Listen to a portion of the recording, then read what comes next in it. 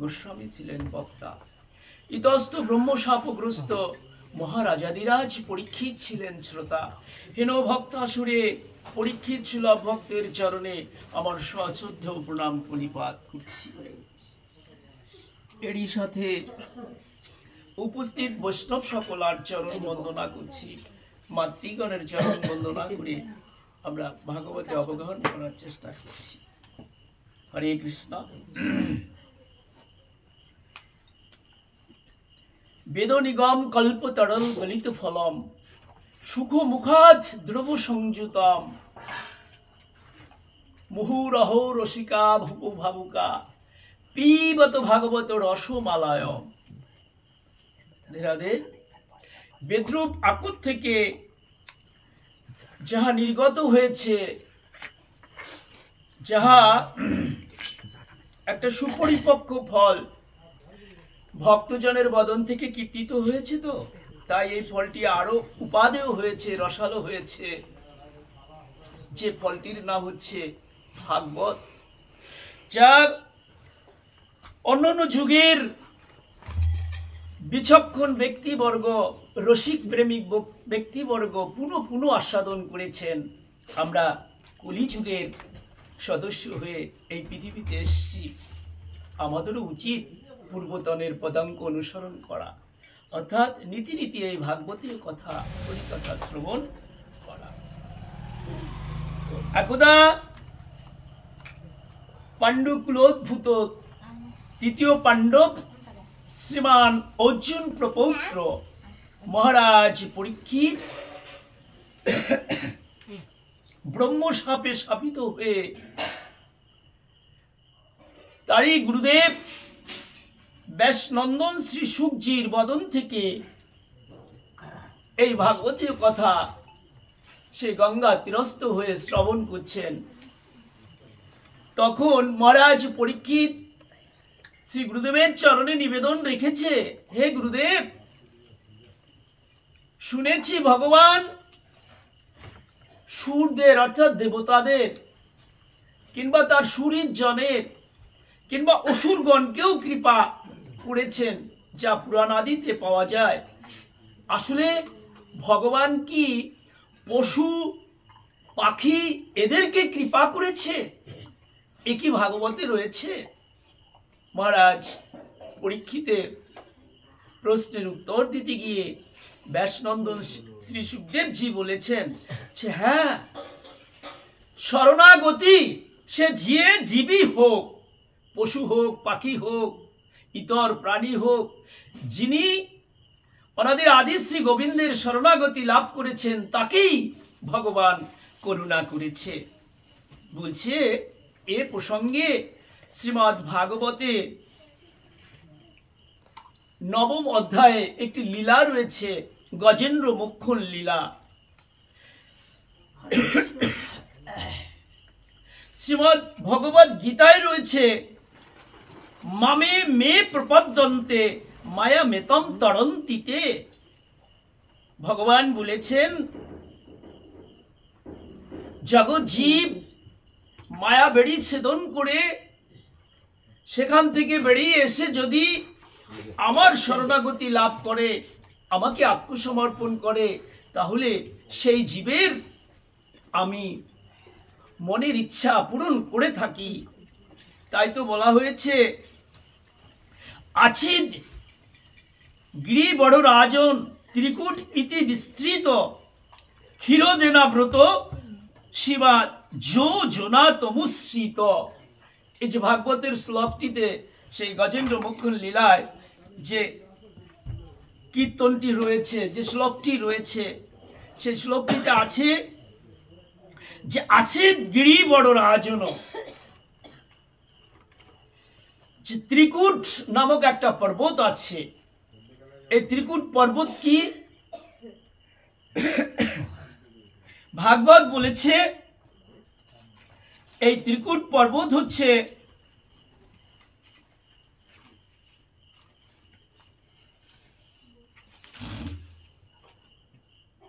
সত্য, রজ এবং তম গুণ সম্পন্ন। ধরতে পারেন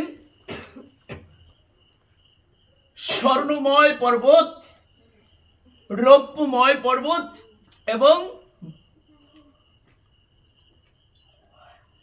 তাম্রময় পর্বত। এটাকে আবার কি বলেছে? স্বর্ণময় পর্বতকে শতগুণের সাথে তুলনা করেছে, রৌপ্যগুণের পর্বতকে রজগুণের সাথে তুলনা করেছে, আর তাম্রগুণের পর্বতকে তমগুণের পর্বতের সাথে তুলনা করেছে। এই যে তিনটা গুণ যুক্ত যে পর্বত, সেটাকে বলেছে ত্রিকূট পর্বত, যেখানে অবস্থান করছেন এই গজেন্দ্র রাজ।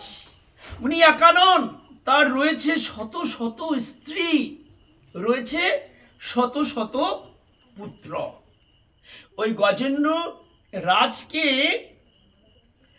রাজের যে স্ত্রীকে, সেই গজেন্দ্র রাজ এর স্ত্রীকে, তাদেরকে সেই রাজমহিষী বলা হতো সেই তদানীন্তন কালে, যেখানে এই ত্রিকূট বিস্তৃত পর্বতের আশেপাশে তাদের বিচারণ ছিল। ওনারা যখন বনে গমন করতো, আপনারা শুনেছেন যে শত শত যদি সহধর্মিণী হয় আর প্রত্যেকের যদি আবার শত শত পুত্রাদি হয়, তাহলে কত হাতির মেলা হবে, গজের মেলা হবে, তাই না? তা তো আপনারা বুঝতেই পারছেন, যেখান থেকে যায় হাতি কিন্তু চুপি চুপি যায় না, ভাঙচুর করে করে তাণ্ডব লীলা বসিয়ে বসিয়ে যায়। তো এদিকে ভাগবত কি বোঝাতে চেয়েছে? মূলত এই জগতে যাদের যেটা বেশি বলে আছে, যেমন একজনের যদি অর্থ বেশি থাকে তাহলে সে অর্থের বাড়াই করে, ধনসম্পত্তির বাড়াই করে। একজনের যদি রূপ বেশি থাকে, দেখবেন সে কোনো না কোনো সময় তার রূপের অহংকার তার মাঝে এসেই যাবে। একটা সাধু যিনি 3 লক্ষ মালা জপেন বা 1 লক্ষ মালা জপেন, দাদা সঙ্গে তিলক পড়েন, সদা সর্বদা হরি কথায় রত থাকেন, ভগবানের প্রসাদ ভুজি করেন, তারও মাঝেও কোনো না কোনো সময় সেই যে আমি প্রসাদ ভুজি ভগবানের একান্ত ভক্ত, এই রকমের কোনো না কোনো সময় অভিমান এসে যেতে পারে। তার কারণ যেটা ভাগবত বলেছে, এটা আমার কথা নয়। এই জন্য ওই হস্তিদের ছিল কি?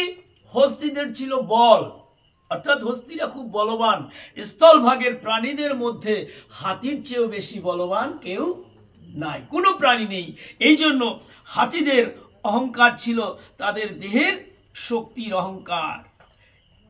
এই যে ত্রিকূট পর্বতে গজেন্দ্র যে বাস করতেন, একদা উনি ইচ্ছা করেছে যে আমরা একটু স্থলভাগে তো বিচরণ করছি, একবার আমরা সেই জলময় ভূমির দিকে যাব।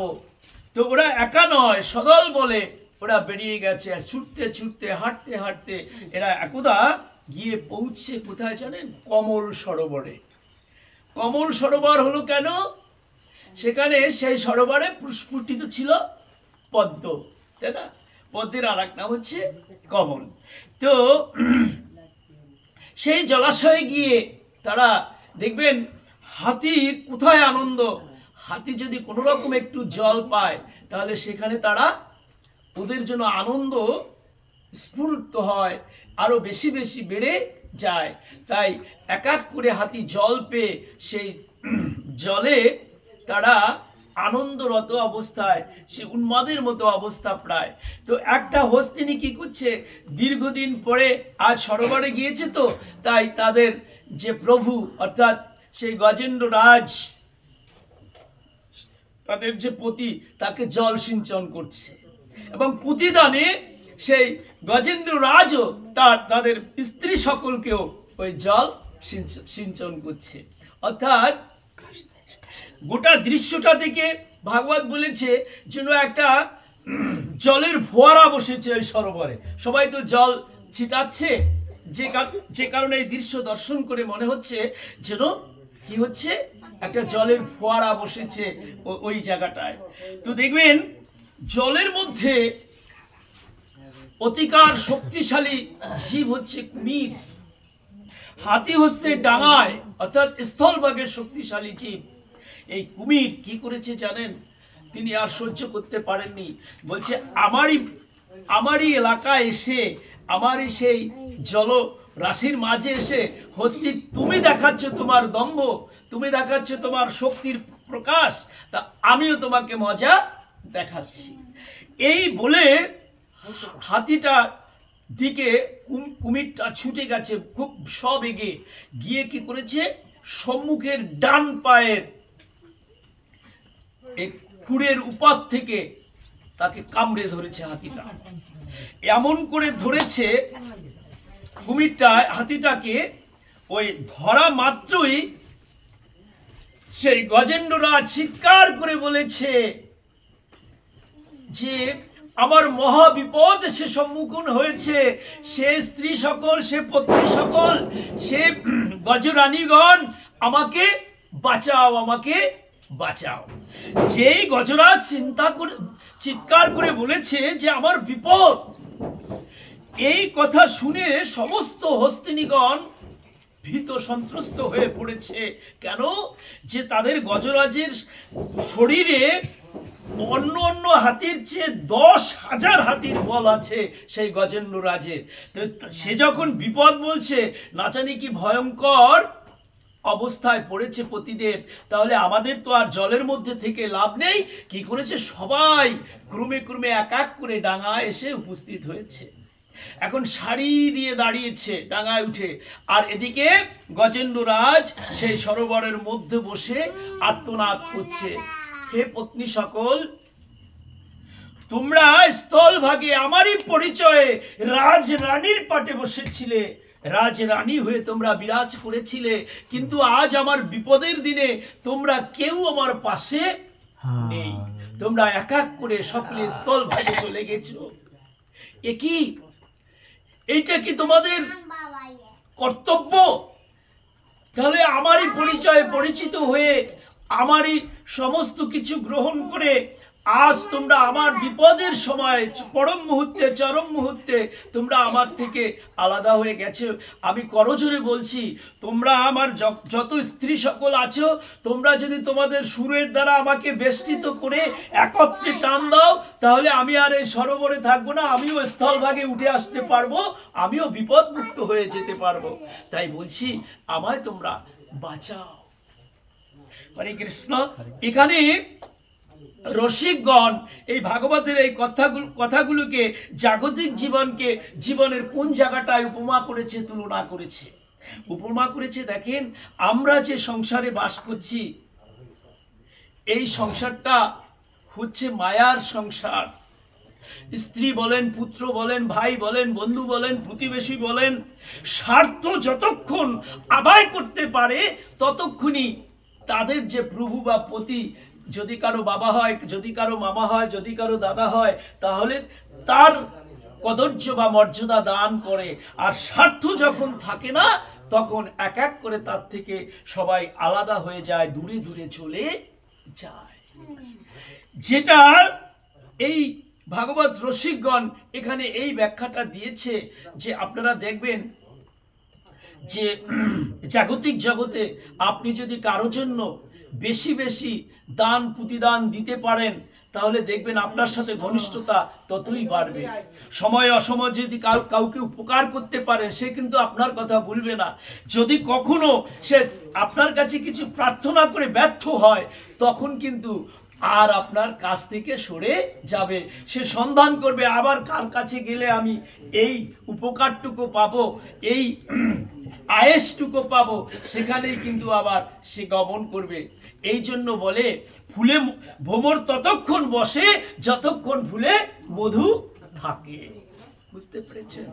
এজন্য আমি দিন কয়েক ধরে বলছি, স্ত্রী বলেন, পুত্র বলেন, কন্যা বলেন, পাড়া বলেন, পড়শি বলেন, যত আত্মীয় অনাত্মীয় আছে, যতদিন আপনি করতে পারবেন ডিউটি, ততদিন ওদের কাছে আপনি হবেন বিউটি। ততদিন আপনি তাদের কাছে বিউটি হবেন।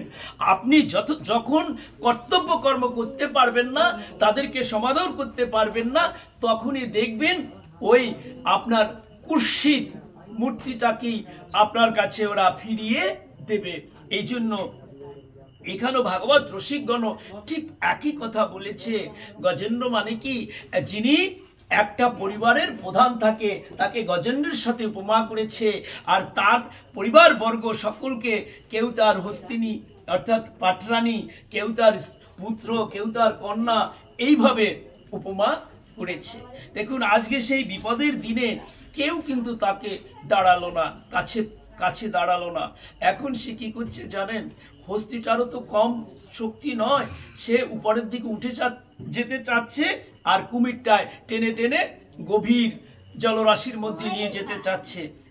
এমন একটা সময় এসছে, তখন সেই গজরাজ আক্ষেপ করে বলছে যে আমি যখন বনে চারণ করতাম তখন অতিকায় বৃহৎ জন্তুগুলো আমার কাছে আসতো না, কিন্তু খুদে খুদে যে জীবগুলো ছিল, কি হরিণ, জিরাফ, গন্ডার, এই ছোট্ট ছোট্ট জীবগুলো তো আমারই আশ্রয়ে, চারিপাশে ওরা থাকতো, আমারই আশ্রয়ে থাকতো।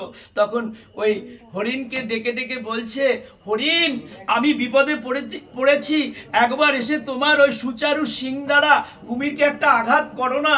জিরাফকে বলেছে তুমি ছুটে এসে একটা লাথি মারো না, তাই না? তোমরা যদি একত্রে এই কুমিরটাকে আঘাত করো, হয়তো ও আমাকে ছেড়ে দিতে পারে, আমি বিপদ থেকে মুক্তি হতে পারি। কে এই জিরাফ, কে এই হরিণ, বুঝতে পেরেছেন? এ হচ্ছে সমাজের লোকগুলো।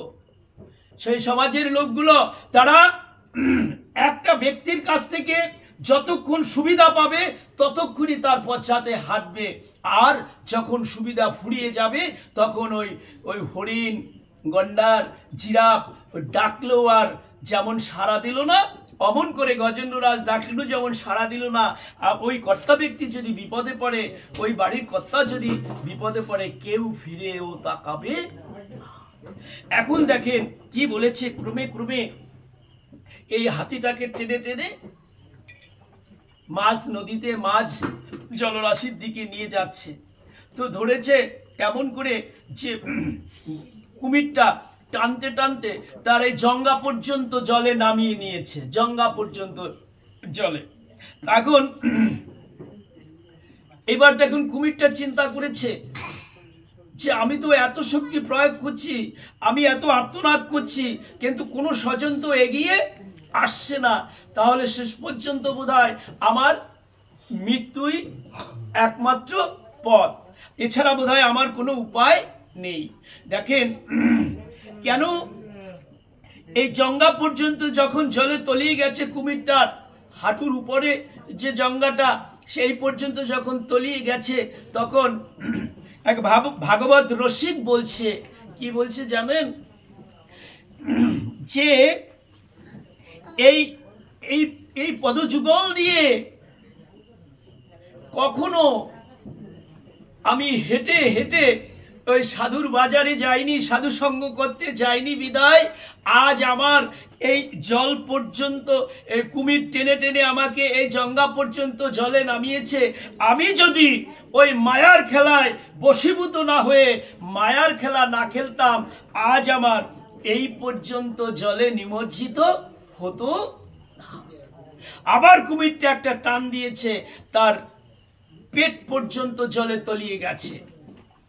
এখন মনে মনে চিন্তা করছে কুমিরটা, তাহলে আমি তো ক্রমেই বিপদের মুখে ধাবিত হচ্ছি। কুমিরের পেট পর্যন্ত যখন জল আশ্রিত হয়ে গেছে, তখন এক বক্তা, এক মহাজন বলেছে,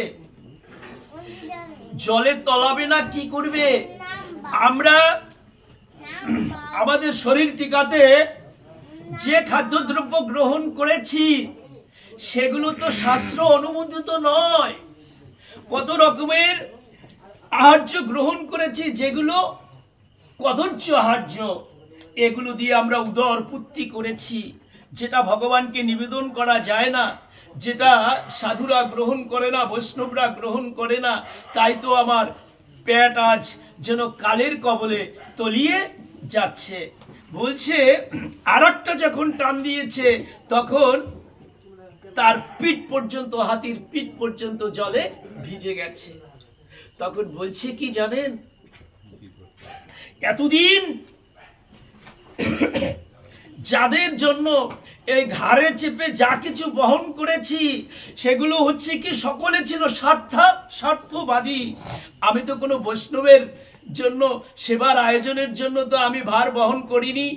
আমি তো কোনো মন্দিরের ইষ্ট দেবতার জন্য কিছু, এই যে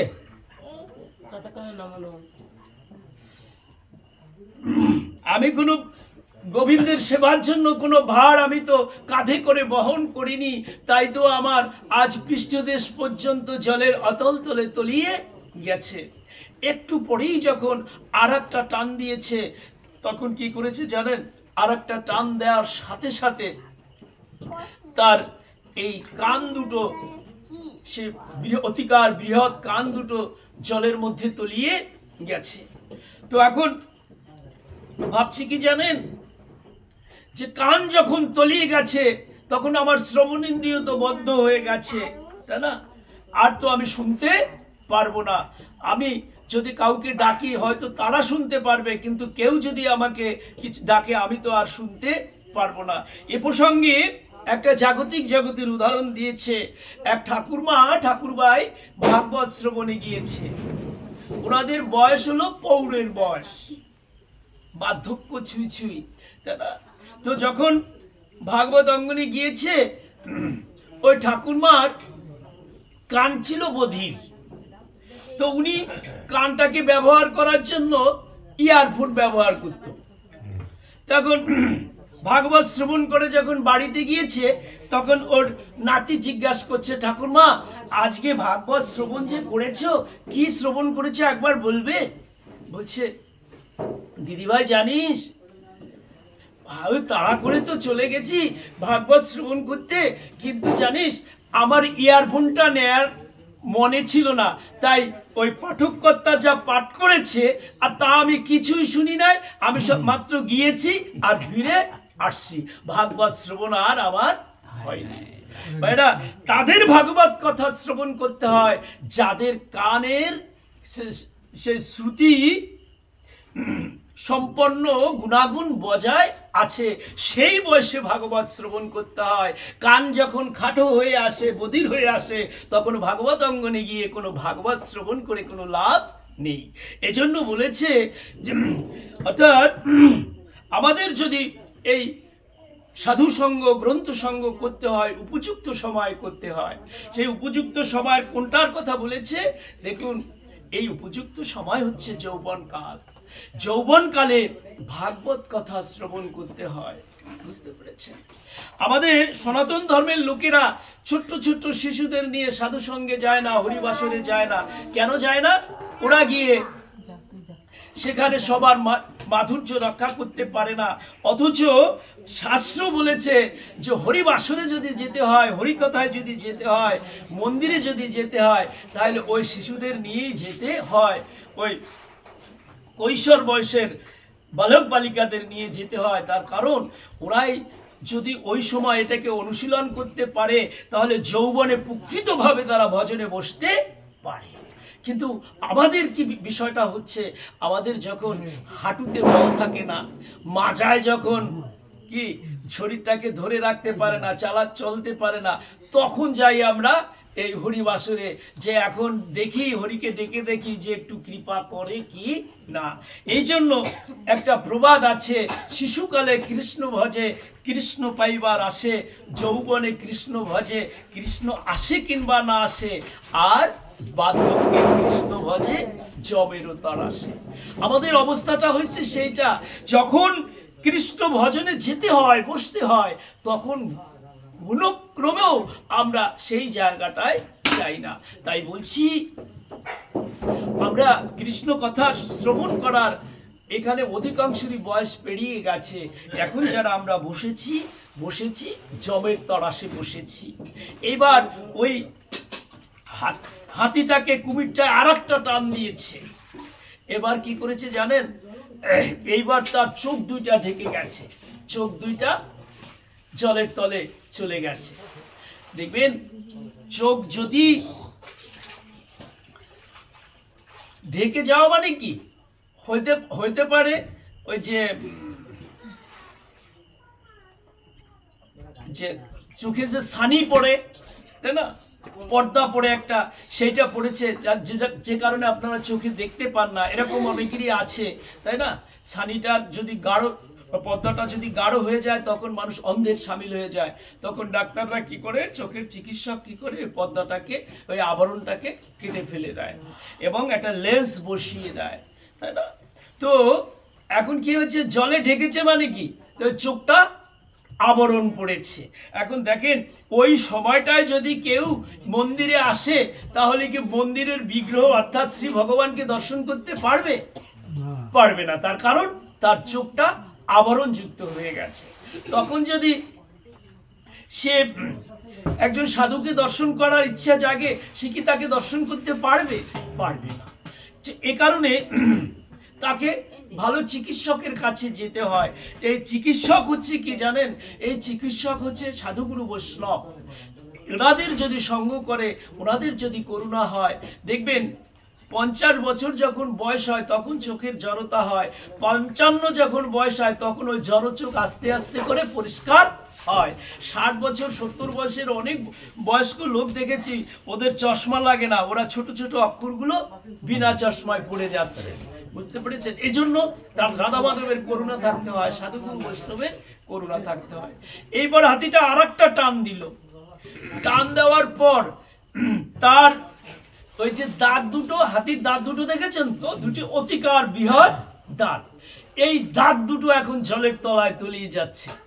যে যখন জলের তলায় দাঁত দুটো তলিয়ে যাচ্ছে তখন এই দৃশ্য দর্শন করে এক রসিক বলছেন, তলাবে না কি করবে, যখন সময় ছিল তখন এই দাঁত দ্বারা কত কিছু চর্বণ করে খেয়েছি, যা খাওয়ার দরকার তাও খেয়েছি, যা না খাওয়ার দরকার তাও খেয়েছি। বলছে এখন কি করছো তুমি? আরে বয়স হয়েছে, বুড়ো হয়েছি, এখনো খাই। কিভাবে খাও? ওই যে ছেলেমেলে নাতিনুতি আছে না, ওরা স্টু করে দেয়। স্টু করে দেওয়া বুঝেন তো? ওইটাকে মাংসটাকে ব্লেন্ডারে দিয়ে ওটাকে ফেটাইয়া দেয়, স্টু করে দেয়। বুঝতে পেরেছেন?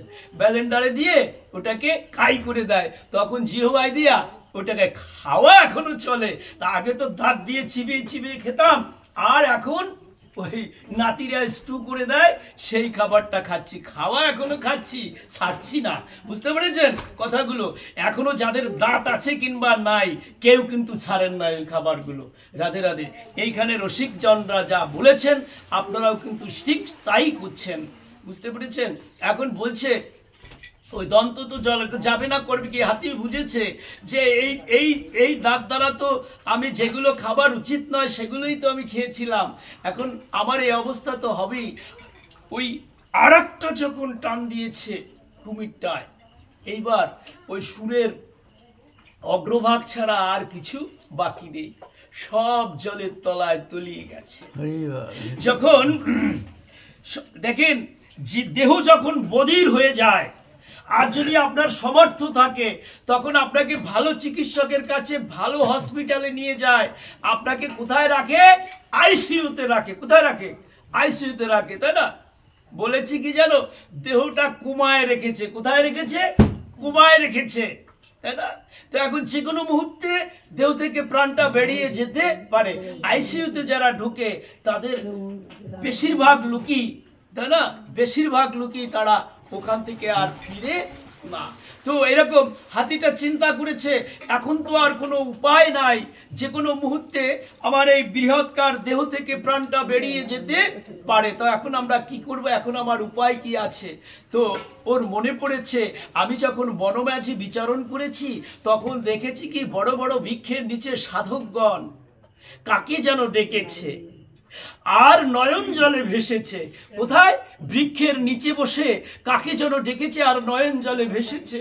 কি যেন একটা বদনে তারা গুণকীর্তন করেছে, নাম সংকীর্তন করেছে। আর ওই সাধুরা বলছে, কাঁদো, কি কাঁদো? কেঁদে যাও কৃষ্ণ, নয়ন জলে ভেসে ভেসে কেঁদে যাও কৃষ্ণ বলে, সাধুরা উচ্চারণ করেছে, তাই না, তাদের বদনে। তা আজ তো আমার কোনো বান্ধব আমি খুঁজে পাচ্ছি না, তার তো নাম জানি না, তাকে তো চোখে দেখিনি, সাধুর বদনে শুনেছি। সেই নাম না জানা, সেই চোখে না দেখা সেই বান্ধব, সেই পরম বান্ধবকে একবার স্মরণ করে দেখি, আমারও ওই সাধু সন্ন্যাসীর মতো ওই কৃপা বা করুণা তার লাভ করতে পারি কি না। এখন দেখেন, ওই হস্তিটাও তার যে ইষ্টদেবের কথা মনে পড়ে গেছে, সে করছে তাহলে কি করবে। শুনেছি গীতায় রয়েছে, তাকে ভজন করতে হলে, তাকে ডাকতে হলে কি হয়, যেমন গীতাতে আছে পত্রং পুষ্পং ফলং তুয়া, এগুলোর মাধ্যমে ভগবানের সেবা দিতে হয়। আমি এখানে কি পাবো ভগবান সেবার? সরোবরে তো অনেক কমল ফুটে আছে, দেখি না আমার সুরটা যখন এখনো সচল আছে, ও কি করেছে জানেন, সুরের মাধ্যমে দুইটা কমল চয়ন করেছে, দুইটা পদ্ম চয়ন করেছে। এইবার চয়ন করে সেই অনাদির আদি শ্রী গোবিন্দকে বলছে, তোমাকে তো কখনো দেখিনি, তোমাকে তো কখনো ডাকিনি, তোমার সেই না দেখা রূপ, তোমার সেই না ডাকা নামে তোমাকে আমি স্মরণ করছি। হে বান্ধব, তুমি কোথায় আছো?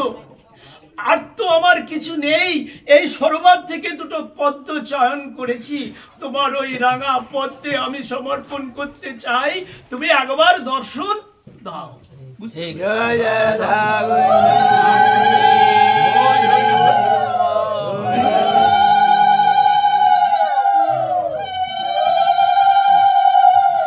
রাধে রাধে। এবার দেখেন, ভাগবত বলেছে ৩৩ কোটি দেবতা সেই কমল সরোবরের কিনারে এসে সারি সারি ভাবে দাঁড়িয়েছে। এক এক দেব দেবী বলছে, সে হ্যাঁ গজেন্দ্র মহা বিপদে পড়েছে, কিন্তু আমাকে তো ডাকেনি, আমি কেন ওই জলের মধ্যে নামবো, তাই না? সে তো কাউকে নাম ধরে ডাকেনি, কারণ সে তো নাম জানে না, কি নামে ডাকবে, তাই না? বলছে তোমার অরূপ দর্শন তো আমি করিনি, তোমার ও নামে তো আমি কোনোদিন ডাকিনি।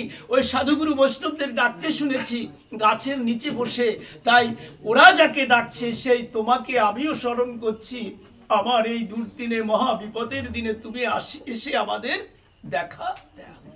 এইদিকে আমার অনাদির আদি শ্রী গোবিন্দ, সে নিত্য লীলায় সেই গোলক বিহারী হরি, সে আর স্থির থাকতে পারছে না। সে শ্রীমতী রাধারানীকে বলছে, হে রাধে, যে মত্ত মাঝে আমার গজেন্দ্র রাজ মহা বিপদে পড়ে আমায় ডাকছে, আমাকে যেতে হবে, সত্তর আমাকে মত্ত মাঝে যেতে হবে।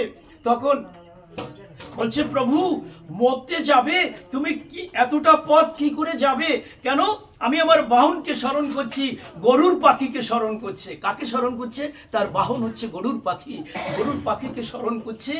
যখন গরুর পাখিকে স্মরণ করছে, গরুর পাখি মনে মনে ভাবছে, ওই মত্ত মাঝে যদি করুণা করতে তোমাকে যেতে হয়, আমি ছাড়া তোমার উপায় নেই। অর্থাৎ গরুর পাখির মাঝে অহংকার এসেছে। কি এসেছে গোমা? অহংকার এসেছে, তাই না? তখন আমার গোবিন্দ কি করেছে জানেন? সেই বাম হাতের অঙ্গুলি দ্বারা সেই তার ওই দুই ডানার মাঝখানটাকে স্পর্শ করেছে, আর বলছে, গরুর একবার তুমি চলো, শীঘ্র গতিতে চলো, ওই মত্ত মাঝে কমল সরোবরে আবার সেই গজেন্দ্র রাজ আমাকে ডাকছে, এই বিপদের সময় আমার ছুটে যাওয়া যে একান্ত কর্তব্য। বলছে, প্রভু আগে তো বসবে। বলছে, বসবো কেমন করে? আগে আমি তো তোমাকে স্পর্শ করেছি, ভর দিয়েছি, তুমি আগে চলতে শুরু করো। এখন ওই গরুর পাখি দুইটা ডানা মেলে বারবার ঝাপটাচ্ছে, কিন্তু উঠতে পারছে না। এখন আমার গোবিন্দ বলছে, ও গরুর, কেন তুমি উঠতে পারছো না? তুমি তো মনে মনে কত কথাই না বলেছিলে, এখন কেন তুমি উঠতে পারো না? শীঘ্র করে তুমি চলে যাও। তখন বলছে, প্রভু আমি তো চেষ্টা করছি, কিন্তু এত শক্তি আরোপ করছি, কিন্তু আমি যে স্থান ত্যাগ করতে পারছি না, জানি না আমার কি হয়েছে। বলছে, কি হয়েছে তুমি জানো না? আমি বলছি কি হয়েছে। গরুর একটা কথা তুমি মনে রাখো, আমি তোমাকে চালাই বিদায় তুমি চলো, তাই না? তুমি যখন নিজেই চলতে চাও, বলেছে তোমাকে ছাড়া আমার উপায় নাই, তাই তো আমি তোমাকে দেখাচ্ছি যে তুমি যেতে পারো কি না উড়ে, তাই না? তো বলছে প্রভু আমি তো পাখি, গরুর পাখি, আমার তো অত চেতনা নেই, দ্রুত তোমাকে নিয়ে আমি তো এখানে সেখানে গিয়েছি, তাই আজও ভাবছি আমি বোধহয় তোমার একমাত্র বাহক, তাই না? তোমাকে বহন করে নিতে পারি, এই জন্য এই অভিমানটা আমার মাঝে এসছে। তখন বলছে গরুর, জানো আমি আমার চরণ দ্বারা আমি তো কর স্পর্শ করেছি, আমার চরণ স্পর্শ যতক্ষণে না করি ততক্ষণে তুমি আমাকে নিয়ে উঠতে পারবে না। তো কি শিক্ষা দিচ্ছে জগৎ জীবকে, যে ভগবানের চরণের যদি পরশ পায়, জীবের কৃপা হয়, যে কোনো অসাধ্য সাধন করতে পারে, এছাড়া কিন্তু জীবের সেই সামর্থ্য লাভ করতে পারে না। এই জন্য সকলার একমাত্র কামনা হচ্ছে ওই শ্রী গোবিন্দের রাঙা চরণ। রাধে রাধে রাধে।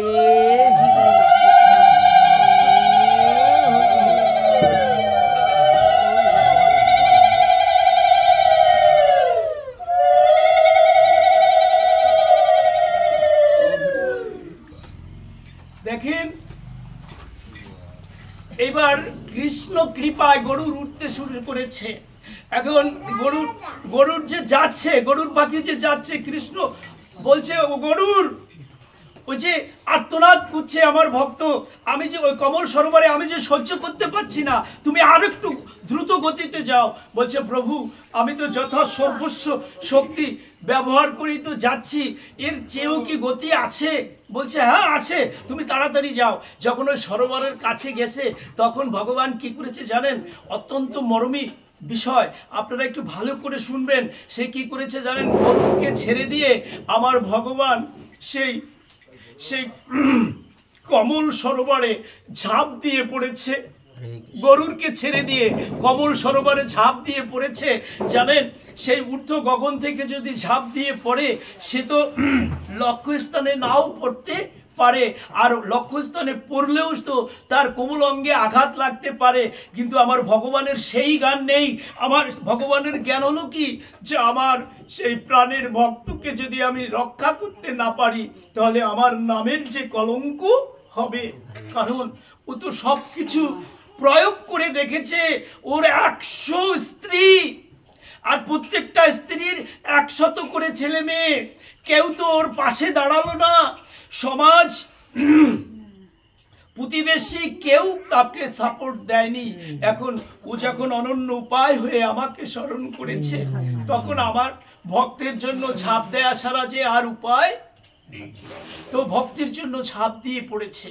এখন এই ভক্তের জন্য যে ঝাঁপ দিয়ে পড়েছে, এদিকে এক ভাবুক বলেছে কি জানেন?